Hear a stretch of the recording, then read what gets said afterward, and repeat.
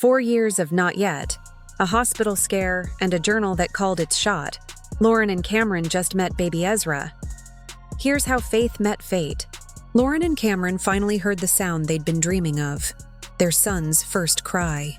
But the way it all unfolded?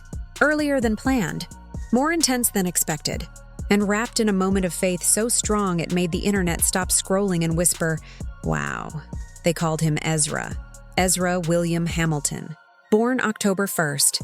Tiny, perfect, and right on time. In God's time. And that's where our story begins.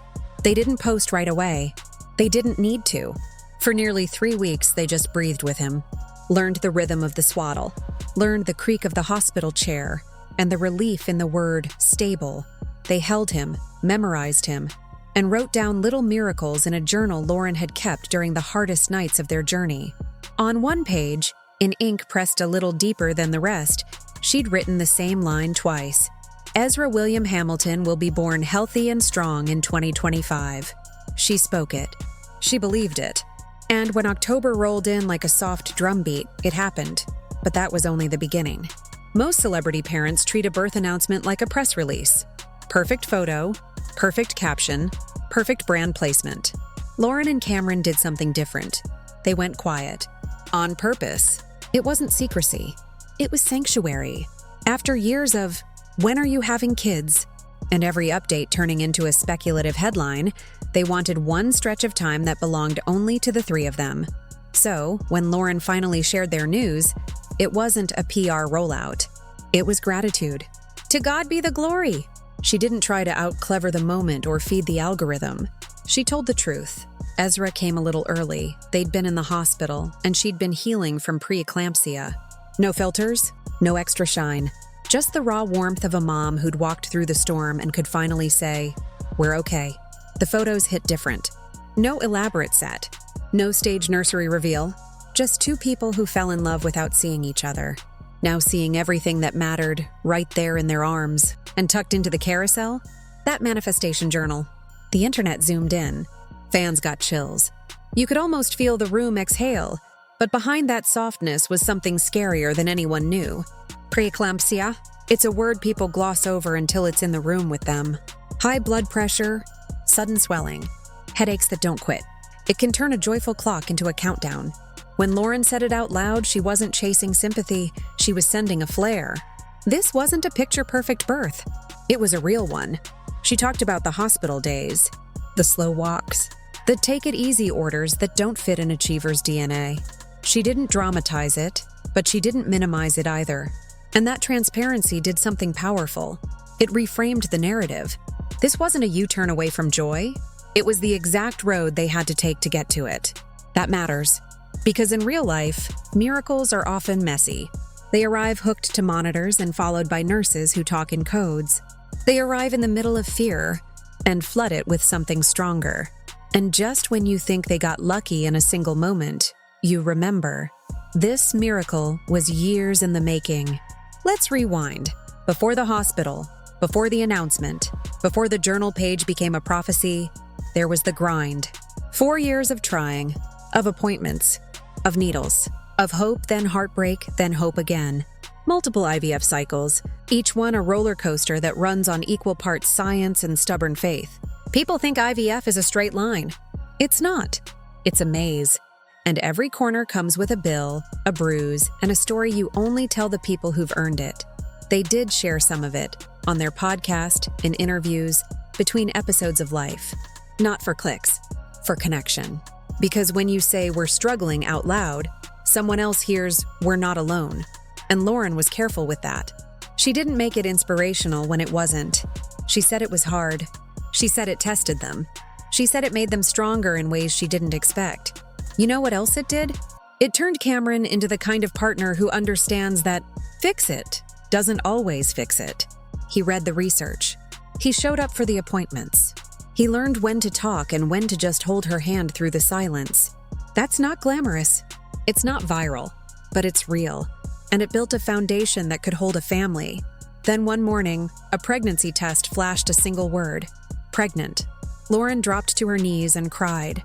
Cameron did that thing where joy and relief hit at the exact same time. and your chest feels too small for your heart. They told the world later, when it was safe, when it felt right. Until then, they told each other, over and over, but even miracles keep receipts. The comments flooded in. Castmates, friends, strangers who once binged a season and suddenly felt like they were watching a victory lap. Brands peeked in too because that's how social media works. But what stood out was how carefully Lauren held the line. She didn't use Ezra as content. She used her platform as community. Yes, a few curated posts. Yes, the occasional linked list of baby items that actually helped. But mostly it was, we're here, we're healing, and we're grateful. The algorithm will always ask for more. More pictures. More angles. More access. Lauren and Cameron did something wiser. They gave enough to say, thank you, then went back to learning the tiny person who had just turned their house into a home. Of course, when a story is this loved, the rumor mill powers up. Unverified chatter started swirling. Fans whispered about a Netflix revisit, maybe a quiet check-in special, maybe a short-form series about life after the pods. Others imagined a parenting miniseries on their YouTube channel, or a soft return of their podcast focused on fertility resources and first-year realities. Let's be clear, none of that is confirmed. It's wishful thinking from an audience that wants to keep walking with them. What is real is the road ahead, and it comes with more tenderness than drama. Postpartum is a trip. It doesn't care about your schedule. It doesn't care about your inbox. It teaches you to move slower than you want to and softer than you knew you could. Lauren leaned into that. Hydration, rest, doctor's orders. The "we're taking it slow" part wasn't a throwaway line. It was the plan. Meanwhile, Cameron turned into the midnight shift, the 3 a.m. bottle, the 5 a.m. reset, the kind of partnership that turns a house light into a lighthouse. And every day, little rituals formed. Morning sun on baby toes, a whispered prayer before naps, music low in the kitchen. If love is built, not bought. These two are contractors and architects at the same time. But none of this hits as hard unless you understand what 4 years really feels like. Waiting is not passive. It's work. It's showing up for the hope that ghosted you last month. It's trying to feel joy for other people's announcements while your own heart feels punched. It's researching supplements. It's timing everything. It's replaying doctor's words at 2 a.m. It's crying in a parking lot, then remembering to pick up laundry detergent. Waiting tried to make them smaller. Instead, it made them deeper. And that's why the journal page hit like lightning. It wasn't a cute Pinterest moment. It was a manifesto. If faith is the substance of things hoped for, then ink can be a kind of evidence. She wrote it down so the day she doubted, the page could borrow her voice and say it back to her. But there's another side to this love story that deserves a spotlight. Celebrity couples love to package their hardship as content. Lauren and Cameron didn't. They set boundaries. They told the truth in measured doses. They let people in far enough to feel seen, but not so far that they couldn't breathe. When messages poured in from couples on the same path, IVF, IUI, recurrent losses, they responded with empathy, not prescriptions. They shared resources, not guarantees. That's the lane, because in this kind of storm, advice without context can sound like blame. They also didn't let the hardship eclipse the romance. That matters. Date nights don't cure medical realities, but they help your heart remember what you're fighting for. A plate of pasta and a shared joke can be holy ground when the world feels heavy. Still, when Ezra arrived, everything snapped into a brighter focus. The first time Ezra squeezed Cameron's finger. The first time he calmed at Lauren's voice. The first cheek-to-cheek cuddle that made the room go quiet. Nobody posted it because they were too busy living it. Those are the real reels, and they stack up fast. First pediatrician visit. First night at home, where the silence felt louder than the hospital hum. First time the baby smelled like that warm, sweet milk scent parents memorize their whole lives. And somewhere between those moments, a thought floated into the room. We did it. Not just it happened. We did it. As a team, as a family, as people who learned how to hold fear in one hand and faith in the other, and keep walking. But don't let the glow fool you. There's grit baked into the joy. Lauren wrote the sentence. Cameron held the hope. Time did what it does. Stretched, stalled, then suddenly sprinted. And on an early October night, a little boy arrived with a name that felt like a blessing and a middle name that felt like a root. The noise faded. The lights softened.